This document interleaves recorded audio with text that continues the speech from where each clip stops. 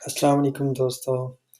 तो पहली वीडियो के अंदर मैंने आपको तकरीबन पूरे डैशबोर्ड होम स्क्रीन के बारे में बताया।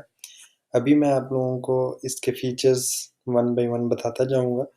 आप इस बड़ी स्क्रीन को जैसे ही आप इधर से स्क्रॉल करेंगे, इस पर क्लिक करेंगे तो ये आपको फीचर्स यहाँ पे शो हो रहे होंगे। पहला है वही होम स्क्रीन यानी ये डैशबोर्ड की स्क्रीन है।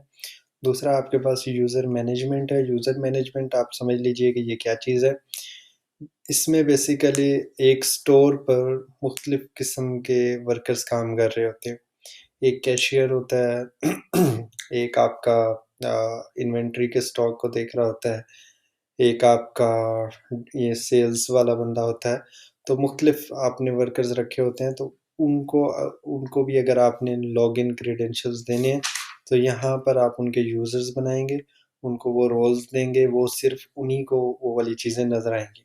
इसी तरह आपके कुछ कमीशन एजेंट्स होते हैं, सेल्स कमीशन एजेंट्स, तो वो यहाँ पे मैनेज हो रहे होंगे। तो ये यूज़र मैनेजमेंट आपकी अपनी स्टोर की यूज़र्स जितने भी होंगे इस सॉफ्टवेयर को इस्तेमाल करने वाले, ये उनके लिए है।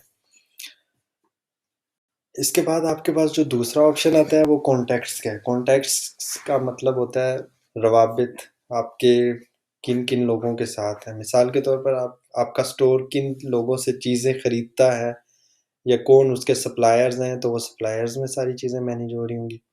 इसी तरह आपके कुछ पक्के कस्टमर्स होंगे, तो उन कस्टमर्स को भी आप ऐड कर सकते हैं, वो कस्टमर्स में ऐड हो जाएँगे। इसी तरह तीसरा ऑप्शन है कस्टमर ग्रुप्स का। कस्टमर ग्रुप्स क्या होता है? मिसाल के तौर पर मेरे एक कस्टमर हैं, एक शहर के, मैं उसको एक ग्रुप में डाल देता हूँ। 5 कस्टमर मेरे एक शहर के हैं, 5 कस्टमर मेरे दूसरे शहर के हैं, तो मैं ग्रुपिंग कर लेता हूँ कि ये फैसलाबाद के हैं, ये लाहौर के हैं कस्टमर, ये मेरे मुल्तान के हैं, ये कराची के हैं। या अगर आप शहर विदिन सिटी भी अगर देखें कि शहर के अंदर मेरे कौन-कौन से कस्टमर हैं, मिसाल के तौर पर कैंट के एरिया के मेरे ये कस्टमर हैं, इस एरिया के ये कस्टमर हैं, तो मैं उनकी ग्रुपिंग कर सकता हूँ। इसी तरह आप अपने पास कस्टमर्स को इंपोर्ट कर सकते हैं, अगर आपके पास एक्सेल की फॉर्म में डाटा है, सीएसवी की फॉर्म में है, तो इंपोर्ट आप इसी के अंदर ऐड कर सकते हैं। कॉन्टैक्ट्स के बाद जो हमारा तीसरा ऑप्शन आता है, वो हमारा प्रोडक्ट्स का आता है। प्रोडक्ट्स बेसिकली आपकी वो चीज़ें हैं जिसकी आपने दुकान खोली हुई है, आइटम्स हैं आपकी। वो उसकी सारी मैनेजमेंट इस ऑप्शन प्रोडक्ट्स के अंदर हो रही होगी। मिसाल के तौर पर आप देखना चाहते हैं कि मेरे स्टोर में कितनी प्रोडक्ट्स हैं, तो लिस्ट करेंगे तो वो सारी प्रोडक्ट्स आपको शो हो जाएँगी। कोई नई प्रोडक्ट ऐड करना चाहते हैं तो ऐड प्रोडक्ट करेंगे।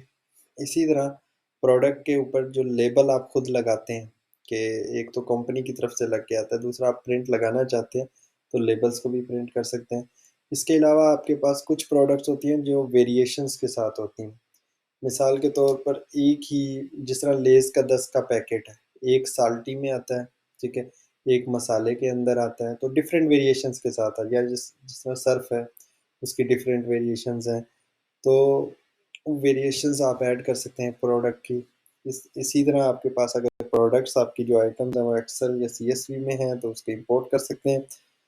इसके अलावा आपके पास होता है ओपनिंग स्टॉक, यानी शुरू में आपके पास कितना स्टॉक पहले से पड़ा हुआ है। एक तो है आपने खरीदा है, दूसरा आपके पास अगर ओपनिंग स्टॉक है, मेरे पास पहले से 10 चीज़ें पड़ी हुई हैं, वो या तो ऐड कर लें या इसमें इंपोर्ट भी कर सकते हैं एक्सेल या सीएसवी की फॉर्म में।